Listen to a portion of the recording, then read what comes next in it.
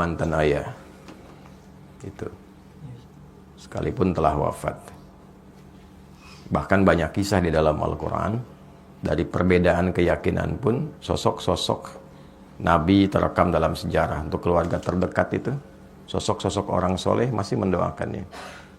Ya, kita tidak tahu hikmah apa yang ditetapkan oleh Allah dalam kehidupan kita, karena itu sesuatu yang kita akan dapatkan di masa depan. Boleh jadi ujian terbesarnya adalah konsistensi kita sebagai seorang anak untuk berbakti dengan cara yang berbeda.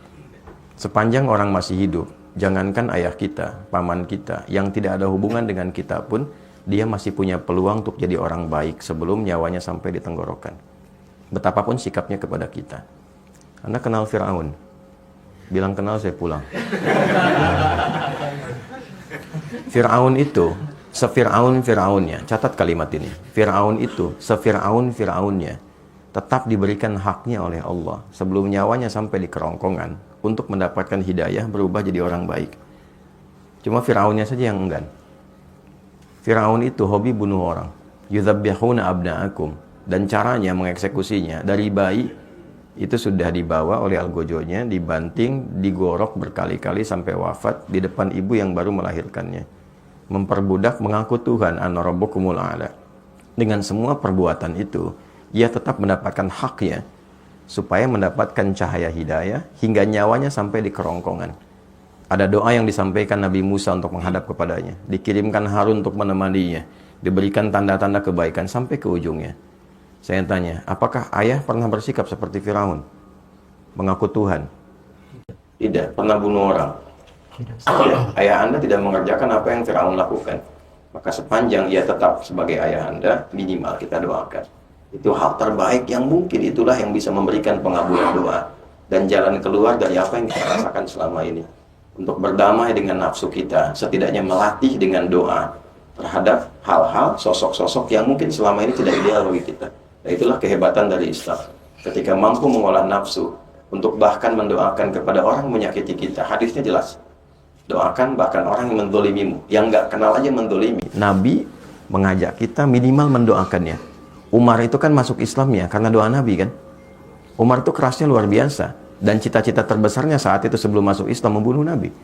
Tangannya sudah terhunus pedang mencari Nabi, tapi dengan doa Nabi lembut hatinya, dan ternyata masuk Islam dan pembela luar biasa. Sepanjang Anda masih hidup, ayah Anda hidup ataupun telah wafat, ya masih punya kita satu kewajiban minimal dengan doa. Kalau Anda bisa menaklukkan keadaan diri kita itu, nanti penaklukan terhadap nafsu yang paling tinggi itu akan berpengaruh kepada nafsu yang lainnya. Untuk bisa mengendalikan hal terakhir yang mungkin tadi Anda katakan. Itu satu terkait dengan ayah. Yang kedua terkait dengan ibu. Kemuliaannya bahkan 3 kali disebutkan dalam hadis. Menjadi pembuka dalam ayat yang ibu disebutkan, ayah tadi disebutkan. Wassaynal insana biwalidayhi hamalathu ummuh. Abunya nggak disebutkan.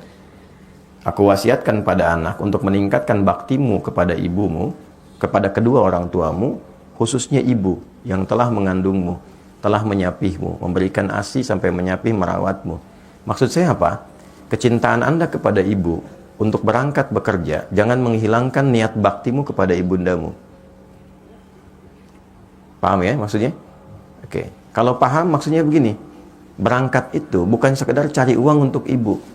Karena hakikatnya orang tua itu tidak bahagia dengan pemberian uang. Mereka nggak menuntut pemberian uang. Kalau Anda sudah menikah ataupun berjalan sekarang ini, demi Allah saya katakan, ibu itu, ayah itu pada fitrah tertingginya, bahagianya itu ketika melihat kita senang. Bukan melihat banyak uang. Dengar aja kamu sehat, telepon, sehat mah, senang, itu bahagia dan luar biasa. Itu. Dan tidak menuntut balas untuk diberikan imbalan dunia. Dan lebih berbahagia ketika engkau mampu mengatakan kalimat yang baik, berbakti yang baik, mengenal engkau jadi orang baik, membawa nilai-nilai kebaikan. Maksudnya apa? Ketika berangkat ke sini Anda lakukan karena ibu, bukan hanya mencari uang materi yang Anda bisa lihat dengan kebahagiaan materi, tapi jaga amanat-amanat ibu yang baik di situ. Jadi anak yang baik, jaga amanatnya, jaga perilakunya, dan niatkan kepada Allah untuk membahagiakan ibu. Itulah yang saya lakukan sejak saya belajar. Mencari cahaya untuk kesendirian ayah di alam kuburnya, mencari kebaikan yang bisa membahagiakan ibu selama hidupnya, dan itu yang diberikan oleh Allah pada kami saat ini. Jadi kalau Anda lihat saya seperti sekarang, itu karena cinta saya kepada ibu, sayang saya kepada ayah. Saya bisa menghafal Quran itu, memegang mushaf yang ditinggalkan ayah, menghadap ke kiblat dan berdoa. Ya Allah, saya nggak bisa berbuat baik dalam kehidupan ayah yang hadir di samping saya. Karena dia telah tiada. Berikan saya kesempatan menerangi cahaya di alam kubur dari setiap huruf Al-Quran yang saya bacakan ini. Sampai sekarang saya jaga. Ya Allah, mohon berikan kesempatan membahagiakan ibu. Dari niat saya belajar yang menghasilkan sesuatu untuk menggembirakan ibunda saya. Jadi saya belajar itu karena ibu, karena ayah.